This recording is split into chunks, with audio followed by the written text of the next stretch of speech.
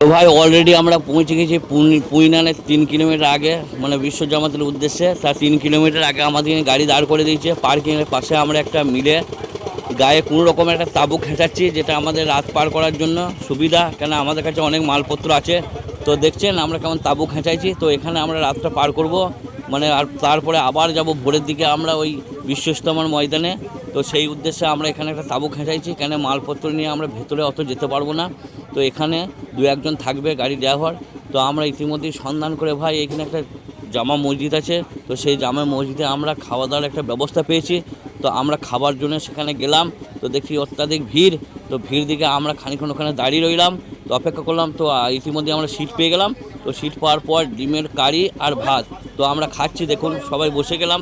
তো এখানে free service.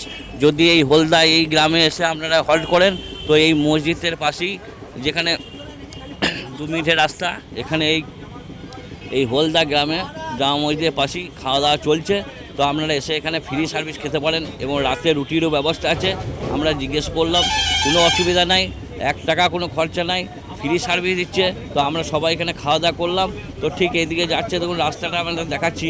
তো এইদিকে যাচ্ছে হলদা মসজিদ, যেটা রাজা ভাই দেখাচ্ছে আমাদের। আর এই দিকে যাচ্ছে পুইনান, একদম বিশ্ব জামাত, যেটা হচ্ছে বিশ্ব ইজতেমার যেখানে হচ্ছে সেই স্থানটা। তো আমরা ইতিমধ্যেই স্যালাড নিয়ে চলে এসেছি। তো খাওয়া দাওয়া যখন হয়ে গেল, তখন স্যালাড এনেছে আমাদের রাজাদা। তো রাজাদার স্যালাডে আমরা মশলা ফসলা মাখিয়ে আমরা এখানে খাওয়া দাওয়ার প্রোগ্রাম নিয়ে নিয়েছি। তো খাওয়া দাওয়া করছি আমরা। তো স্যালাডে অনেক কিছু মালপত্র আছে। তো স্যালাড আমরা খাচ্ছি এখানে দাঁড়িয়ে দাঁড়িয়ে। তো আপনারা যদি কাছে কেউ খেতে চান, তো অবশ্যই এই হলদা গ্রামে আসবেন এবং খাওয়া দাওয়া ফ্রি পাবেন।